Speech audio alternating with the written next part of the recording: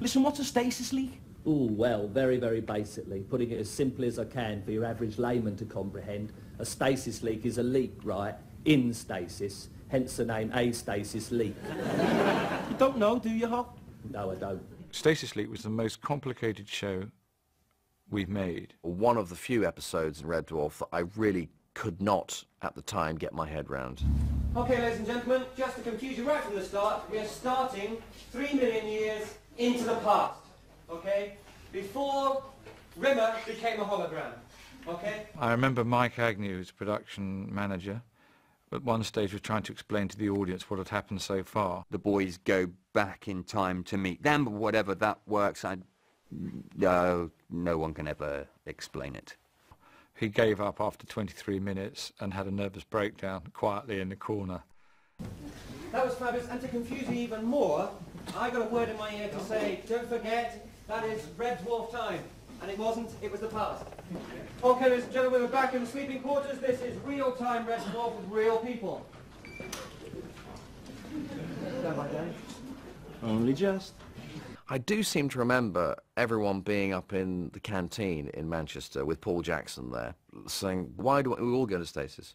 Or why does he then come out? And for what reason is there someone else there? Because he's 4 years in the past.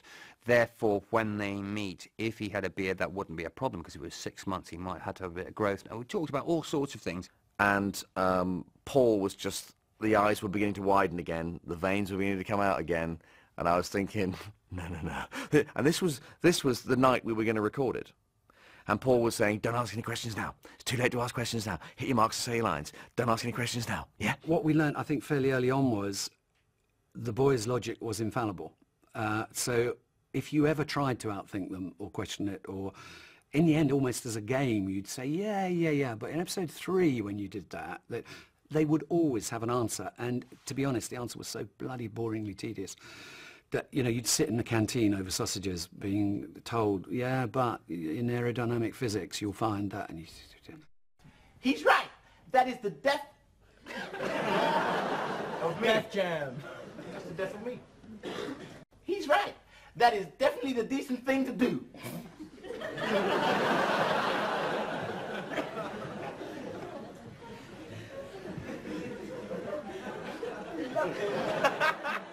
It was the return, of course, of some of the original crew. Mac as Hollister, the original captain. Mac MacDonald was just the most perfect casting of all Red Dwarf characters, regular or irregular. He is the captain of the ship.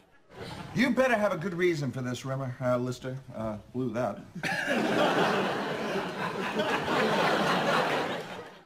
I didn't like any of the people that I was working with, which is a really bad thing for me.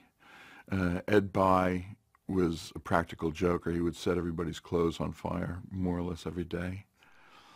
Paul Jackson was like a father figure to us. I did like Paul, actually. We'd go to him with our problems about puberty and skin complaints. Well, Mac's one of those characters, obviously, because he carries this great authoritarian, I'm the ship's captain. You put him in any outfit, you know, that's ridiculous, and it's going to be huge laughs. You know, the more serious he played it, just the funnier it was. Well, they made me wear my own chicken outfit, which I think was a cheek. They said, Mac, can you bring in your chicken suit, which I hadn't worn since I was married. I remember long discussions about the shade of green that the paint should be. It went back a couple of times. Chris kept hitting me in the mouth with the green paint, and although it worked comedically, I couldn't talk or breathe. Bye-bye, bye-bye. Immediately the scene's over, of course, as floor manager, I went, are you okay? And being the gentleman he was, he said, yeah, sure, I'm fine. And I could see that it was up his nose, in his mouth, it was everywhere. And because of the pace at which we were shooting it, of course, I knew that he wasn't really perfectly okay, but just went, great, thanks, moving on. Did you order a kissogram? I booked this man, and when you phone the agents up, you tell them, I need somebody who's prepared to stand naked in front of everybody, yeah? And she'd go, oh, no problem, I've got a man. And this man would turn up, I'd given him tights to hide most of his flesh to make him feel more comfortable, and he wouldn't turn round, and the tap was just tip, tip, tip. I think he's supposed to be in a shower. We had to reshoot it. So in the end, I think it was a model guy that I got who was not embarrassed at all, I'll tell you. We shot the glamorous hotel sequence of the Ganymede Holiday Inn in the Midland Hotel in Manchester. The scene in reception is the working reception. People were still checking in and checking out of the real hotel, and we were all staying there. So the cast were obviously chuffed to bits because they didn't have to get out of bed until they were actually required, and then they wandered down the corridor. Nice and quiet, please. Here we go. Quiet, please. Stand by. Donna wants to do it. Donna wants to do it. She's doing well. Why aren't you doing it? Well, ask Donna. But you should be doing it. It's a comedy spree. Have a word with Ed, man. Donna doesn't do this. It's comedy. I don't want to. I really. Yeah, I'm sick of it, really, Doug. She's going to be spraying upwards. I said to her. Have a word with him now. Have a word with him now. Tell Rob to do it. I mean, I don't want. I've already been complaining all day. You know what I mean? I think there was actually some members of the public there as well that would think, what is this show all about? It must have been so bizarre for them to even try and work out what was going on. What are you saying, mate? I'm saying that you couldn't even get a date off this girl, guy. That's how soft you are. I know, I couldn't. Okay, here we are, ready, everybody? Put your glasses on. They asked us not to come back. We stayed there for about 3 months, didn't we, or something? And they didn't take our booking the next year. Pete Ragg, the visual effects designer, came to me one day, actually whilst we were on the beach at Rhyl, and said, in the next scene, they want a radio-controlled suitcase. So I jumped into the unit car and drove into Rhyl and went and found a model shop and bought a radio-controlled car. And then I went to the luggage shop and bought a suitcase. And in the back of our van, I cut a hole in the bottom of the suitcase and dismembered the radio-controlled car and fitted them together and spent a happy old hour or two practicing with my new radio-controlled suitcase on the promenade at Rhyl. I don't like being a watch dangling about all sideways and upside down. It was good. The idea of being on a watch was great. I guess that was an easy way to transport him around, having him on a watch, and that was a good idea. I remember I got quite excited about that. It's a watch that we have put a circular wipe into and put Norman as Holly into it, which meant that Craig had to hold his hand incredibly still, because if you move even a fraction, and I mean just that little bit of movement that's in you naturally is too much. So we had a lighting stand, Craig's holding onto it, trying to stay as still as possible. We're saying, I'll tell you what, don't breathe. No, breathe, but breathe really easily. Then we're thinking, I'll give him a drink. That might calm him down, you know. No, that'll give him the shakes. And in the end, I think people can see that it's kind of slowed down almost to full stop. In actual fact, that was one of the first times that we had the roll back and mix where Craig was talking to himself. And we discovered that when Craig saw himself played back, he started messing about in rehearsal and telling himself to shut up. The difficult thing to do would be when one lister leaves the room and the other one has to shut the door on him. So to get him out the door, you have to chase the wipe. And Ed was absolutely convinced that this would not be a problem. You used to be able to make the wipes move by a little paddle that would move the wipe by hand. I knew this, so I thought, well, he can just keep doing it with his hand until that wipe works. We found a stasis leak on floor 16. I'm dead now, and you're not, but if I save you, you won't die. So I won't die, and you won't be dead either, and neither will I. Getting Chris's head to sit on top of a desk was actually quite hard. The difficult bit is getting the angles right. So he's in another set, and you chroma key his head onto the desk. It's just getting the angle right so that when you look at the desk, his head appears to be looking up at the right person. He has a blue collar around his neck, and then that's laid flat onto a desk. Actually, it's quite difficult because with chroma key, the secret of it is, if you can do it, is not to see the join. Where, in other words, if they're standing on something, try to avoid seeing where their feet join the floor, because that's the area that's the most difficult to make look realistic.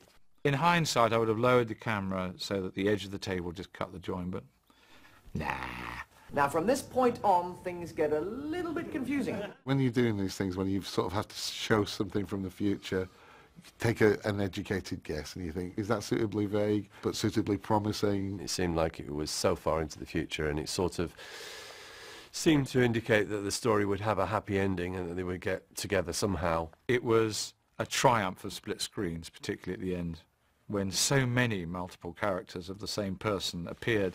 Loads of confusion with eye lines and like loads of like, what am I doing now? Why am I doing that? Chris Barry has to appear as, I think, the fourth rimmer, and there was nowhere I could get him to appear from, so in the end I had him come out of a wash basin, because there wasn't anywhere else he could appear. We just run out of set with the amount of people. You know, they walk through a door, they come through another door, they appeared here. So, okay, come out the basin. And I'm sure at some point I said to Ed, is this going to work? And he go, yes, of course it's going to work. Don't have any fear, it's going to work. And then he sort of went, that. Now, from here on in, things get a bit confusing. Rimmer, you look like Douglas Fairbanks Jr. Couldn't you grow a got beard. Everyone Couldn't grow a beard. try and show Rimmer. I grew a beard as well. Come on, Red to moustache. In relation to you, Rimmer, all of you. Please, look, for goodness, please. Thank you. Terrific. He's right, you know. Stop there. Well, it isn't really Kachansky in the final scene. Or if it is Kachansky, it's just not Claire Grogan. If you look closely, Kachansky's actually being played by Donna Di Stefano. I believe Claire Grogan was sent home by mistake. Well, that's the official story. She wasn't sent off early. I believe that when she was asked to do that specific episode, she said, I can do the filming, but I can't do the studio. And then I think it was on the Monday, the recording day, during lunchtime. It was, oh, Donna, you're the same size and same height as Kachansky. You're Kachansky. So I went into makeup. I said, what are we going to do about the fact that I'm not Claire? Oh, have you got a hat? I think she had a very wide-brimmed hat pulled low over her face, and we didn't manage to point any lights at her. So here I am, dressed up with this hat like this, still doing my jobs, putting the prop here, putting the prop there, and then coming around the back of the set with Craig. I'm just looking at him now and then, but trying to keep my face away from the camera. Go on, Jay, get your shot when you're done. It's a story in Welsh. Use that in French. From now on, Red Dwarf is run by Queeg 500. Charles Orgins, king of the scary people. He was the guy who looks really tough in the old Baby Sham adverts and says, I'd love a baby sham. I'll have a baby sham. I'll have a baby sham. There was a big Red Dwarf dinner. I think it was to celebrate the end of the last series. And Charles Orgins, who played Queeg, was kind of like a mentor of mine. And we ended up coming to the dinner.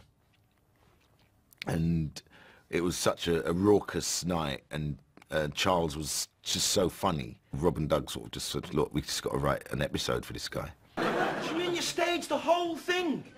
That's right, suckers. And the moral of the story is... Sorry, and again. Didn't quite... That's get right. that right. Shit, sorry.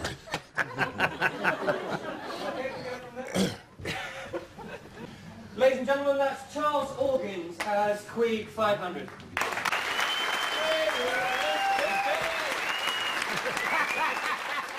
Yeah, he was really good, playing the vicious computer. A little bit like the drill sergeant that you would get in most American movies.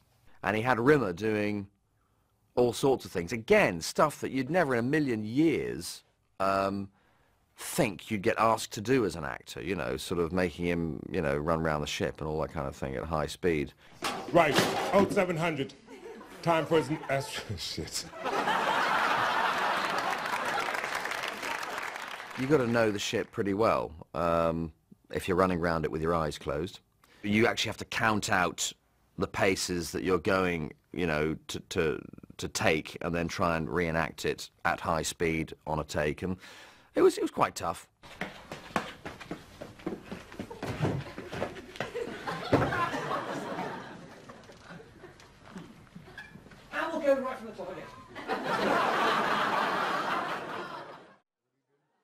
every time I go to a convention, you get asked what's your favourite episode, and that's the one. The actual initiative came from Norman banging on again, as per bloody usual, that he wanted, you know, a story about him. It's well written, has a great beginning, middle and end, great gags in it, and it's fantastic. I think it's a great episode, I really do. Very obviously a Holly episode, that, but for all of us, we had nice little contributions to make.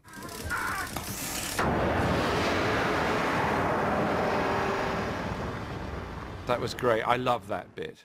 That was a really, really good bit. You know when you have good bits, good moments. That was a great moment. That was a stunt I'm really proud of, and it was like, it looks really good, and it was like quite complicated to film, really. But the explosions themselves are surprisingly soft and gentle, just rather spectacular.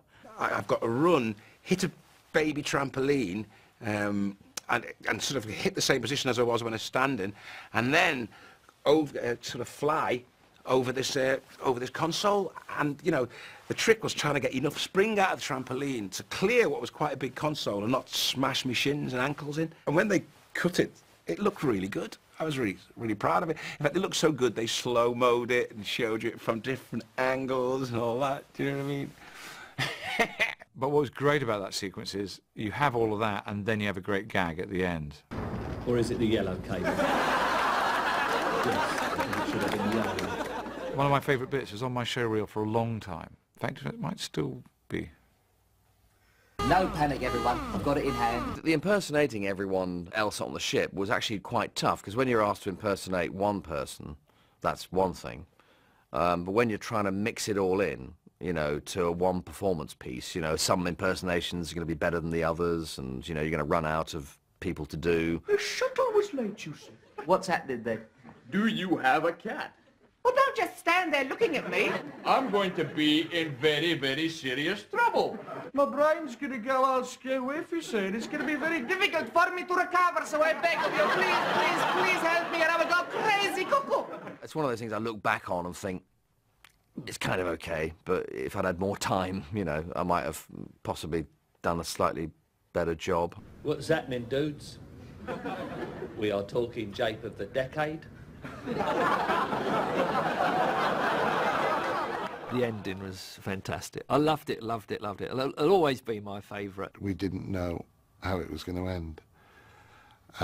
We wrote it right up until Holly loses the chess match. We were in a pub called the Nobody Inn, which is where I used to live. Just either trying to come up with an idea or get so drunk it didn't matter anymore. And it suddenly came to us. The ending came, and you can't believe it now. It looks like the whole thing was thought out on the way through, but no, that ending was literally tacked on. And God, that was a save. So where's the other rimmer in list, eh?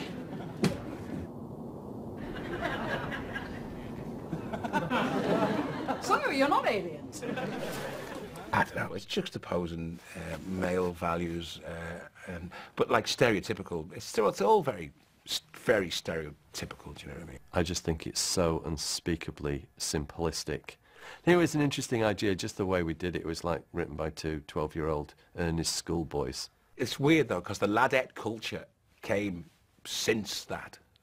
And women have become very much like female listers in very many ways. The female opposite for Rimmer was Suzanne Battiche, who I don't think really in rehearsal kind of came out of first or second gear. She's one of these actresses that learns as she goes along. She develops the character as she goes along. With a sitcom rehearsal, you want it to be funny instantly. And she was making it funny as the week went on, and by day 3 I was beginning to absolutely shit myself. And we were really worried that she wasn't nailing this, this Rimmer. She was just, we couldn't see it, you know what I mean, because the performance was so minimal and so subtle. She was just studying Chris, basically, and his performance, and becoming the mirror. Change. I don't think Suzanne was ever going to be as Rimmer-esque, you know, as Angela Bruce was going to be Lister-esque, because she was just, I mean, she was a female Lister. Lovely lady, a lot older than me, which is quite weird because she looks the same age. She was quite good and aggressive, you know, like you wanted it to be, because that character had to be like that. I'd have been happier if they'd watched some of the shows and sort of copied the mannerisms and tried to do that, but they came and tried to do an independent performance. It would have been more fun had they been doing a bit of mimicry and a bit of that kind of thing. Paul Jackson saw me on Friday Night Live, and they were looking for an equivalent for Norman. I'd never seen Red Dwarf before I was in it, apart from the fact that Norman lent me the tapes of Series 1. I think she was a bit scared when she first met me because there was a review of her, and in the review it called her the female Norman Lovett. And she said, I'd never seen your stand-up, that's just the way I am. I said, that's fine. I said, it's great to get a mention. I just got sent the script. Well, it's got sent to an agent who wasn't actually my agent, but they still continue to claim the money for that episode. A lot of people say, oh, how did you get those lips to look so good on Normal? Well, there is a sex scene, we've got it. It's on tape, but it's only available through my website. It's called Head Sex. And they said, oh, you look it like you've kissed Norman all over his face. I went, oh yeah, shall I do that then? And Norman like recoiled back in horror. I went, oh no, makeup women will do that.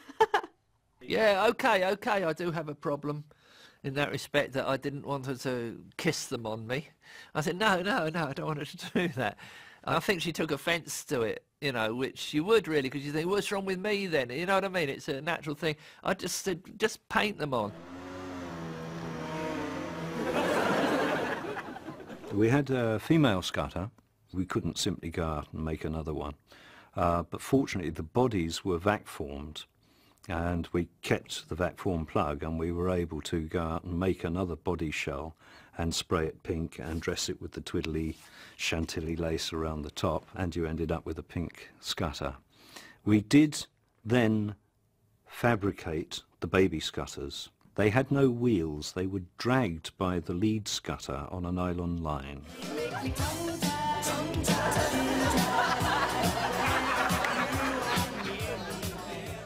The song's Tongue-Tied was, we originally wrote, not especially those lyrics, but that idea on Son of Cliché, the idea of a love song where you're tongue-tied and then the chorus, you can't actually say the chorus. It was much more, it was funnier, frankly, in Son of Cliché, but funkier in Red Dwarf. Music was written by Howard Goodall, who'd written the theme music, and lyrics are by Rob and Doug. Danny and Craig had this great idea that they would do a completely different version. We tried to make it a little bit more funky, that, you know, people would really be into it. The music Danny likes, I would have expected to be much more kind of extraordinary and kind of out there, and in fact it's not. It's a kind of theatre music that's all right, but I don't really see that there's a massive difference between what was presented earlier, where the lyric was funny, and this one, which is, yeah, it's funky. I mean, man, if that's funky, I don't know what funky is. For the basis of the comedy itself, Howard Goodall's was more than good enough.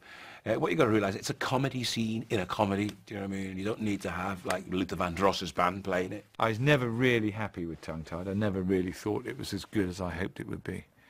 Mainly that's in the shooting, but also if we could have started, changed the lighting, done a lot of things that we didn't have time for. It was a big Top of the Pops type set, but it still had to look industrial. It was done on scaffolding. It filled half the studio. They decided amongst themselves the area that they'd be happy dancing in. As far as I was concerned, I think it was just a bit too large, a bit uneasy with it, a bit sparse too. We spent about 75% of our rehearsal time working on that number. It was something that was new to them, not to Danny. This was sort of like Danny's vehicle in a way. And the guy who played Queeg, Charles Organs, was also the choreographer of it. I seem to remember Ed By coming in sort of saying, have you finished with them yet?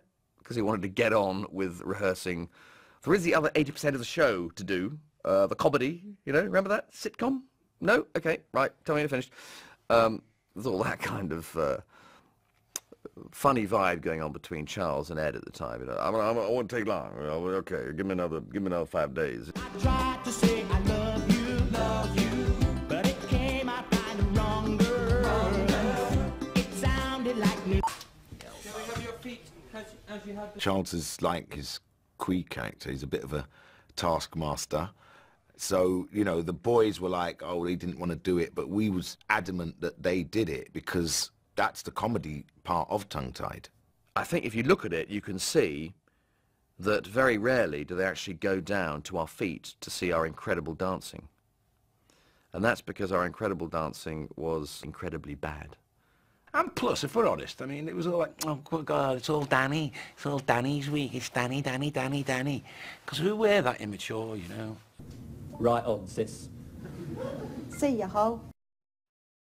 Nobody wanted Norman to go, including Norman, I think. I'd gone to Edinburgh, I'd met my wife, and I decided to live in Edinburgh with her. I also was doing a series in Glasgow of my I Love It. What about this then? What about it? Dream Machine. Yeah, but it only works on you. Yeah, it does only work on me. Otherwise I'd be a millionaire by now. I'd done 2 series of Don't Miss Wax, 2 series of Red Dwarf, and I don't know whether I saw it as a progression of saying, right, I'll do my own series now, 2 series of that perhaps. So he asked to be allowed to not come to rehearsal in London. He said, look, I'm in Glasgow, Edinburgh, I've got to come all the way down to London, then I go up to Manchester, then I go home. Quite frankly, I only sit on a stool. You don't need me for camera rehearsals. And I just felt that that was, I suppose there's no other word than bad attitude. I mean, maybe I was too picky at the time. And the reason we wanted Norm at rehearsals is you need him around to test things on. You can't show up and do Queeg, you know, the day before, because it doesn't give anyone a chance. I mean, it certainly doesn't give the writers a chance to see if the lines are working or give you more, or, you know, when you have someone like Norman who is funny, really funny, you kind of get, we're kind of like comedy vampires. We're able to suck humour out of just being around someone and seeing the way he drinks a cup of tea or his intonation, the way he says the word yellow. If he's not there, you can't do that. And it's just not fair to expect the actors to go into what is a technical environment in the studio. When you get into a studio, you're not rehearsing for the actors anymore. You spend a day or a day and a half sometimes literally blocking for sound and cameras and VT and costume and so on. So if Norman had just been joining us at that point, the first time they'd have all performed the piece together would have been in front of the audience, and I thought that wasn't fair on anybody. So I said to Norman, look, I don't need you here all week, but I do need you here for a day or 2 days, I can't remember. They said, yeah, okay, we can knock a day off, but we're also going to knock quite a lot of the fee off. And I said, look, well, I'm not doing it. I said, I want the same as what they said they were going to pay me in the first place. I think he thought that we would have no option because he was Holly. I think Paul Jackson was not, you know, typical producer. Yeah, I'm not putting that, get out of the show, you know. I think he made a big mistake by acting like that and not really thinking about it. It could have been resolved. I think Norm regrets his decision tremendously, really, and I regret his decision as well because he was a much valued member of the crew and a lovely bloke and personal friend, and you kind of, you know, wish he'd done the whole journey with you. But then, you know, maybe if you look at the 2 main players in that little scenario, then, you know, it was a fairly 2 immovable beasts, really. If it was me involved now, there was no way he would have left. I would have put an arm around Paul and an arm around him, and we'd have gone into a room and we would have sorted it out. And also they promised me that they would replace my part with a completely different character. So you never believe what they tell you because Hattie played the part. So what they tell you, you know, they just lied to me, basically. Why would you go, Norman, you're making this crazy decision to go off, but in deference to you, we are going to leave a special sort of hallowed piece of ground around the character, so we'll never come near that, because thank you for leaving and making this idiotic decision, but rest assured we will have someone completely different. We would never do that. I mean, what you would, of course you wouldn't. I mean, what you would say is, Norman, you're mad, please come back. And then he goes, no, I'm not. You go, okay, fine, well, that's really sad, thanks, bye. And then, right, who are we going to get? I mean, I kind of felt that was my normal type of thing. I didn't really feel I did it too much like Norman. I didn't go out my way to do it like Norman. It was just how Holly was, I think. And Norman loved it on the phone to me going, she's robbing my act. She's robbing my act, Craig. She's robbing my act. Isn't it? Why couldn't she be someone else? Why couldn't you do it a different way? She's just being me like, oh, Norman, it's not my fault. It's blue for not pregnant, right? Yes! Oh, good news. Excellent news, Listy. Oh, thank God. I'm going to be an uncle. It was pregnant. What happens to that? We actually started writing a script called Dad. I think the opening couple of scenes were all pretty good. It's one of those things where it could have worked, whether we had the ability to make it work at that time, probably not. Doug had recently become a father and I hadn't yet. And when you've not had children, people who are interested in children and having them and all things related just seems like the dullest thing in the world. You have no interest whatsoever. You know, it's a baby, yeah, lovely. I remember preparing a bottle, and you have to have this powder and you pour whatever you had to pour into it. And I was preparing it for my son at the time like I was doing a major surgical operation. You know, there was not a germ within half a mile of this room. I was so scrubbed up and whatever. And of course, this is, you know, having a bottle. They have like 8 bottles a day, but I was like 20 minutes. No one had ever prepared a better bottle. And so Doug had all this experience he could bring to the script, and I had none of it. And I just, I didn't want to know. And I was doing this, and then suddenly realising there's a sort of real madness that's overtaken me, and maybe would that be the same for Lister? Could this slob turn into, you know, hey, no, that's not good enough, and We just didn't have the same communal experience that we normally drew on to write a script, and we couldn't get it to work. I was just beside myself with what about the continuity problem? And Rob was very much, so what? Who cares? And it was really, I think it was in the edit, we actually, I think, very last day of shooting, came up with the idea of the runner where you explain it and then it goes too fast for you to read, but it does kind of make sense if you want to pause it, which was a coup, was a real coup. And I felt better, but it's still like such a cop-out. Okay, ladies and gentlemen, this is the results of the test. Yeah,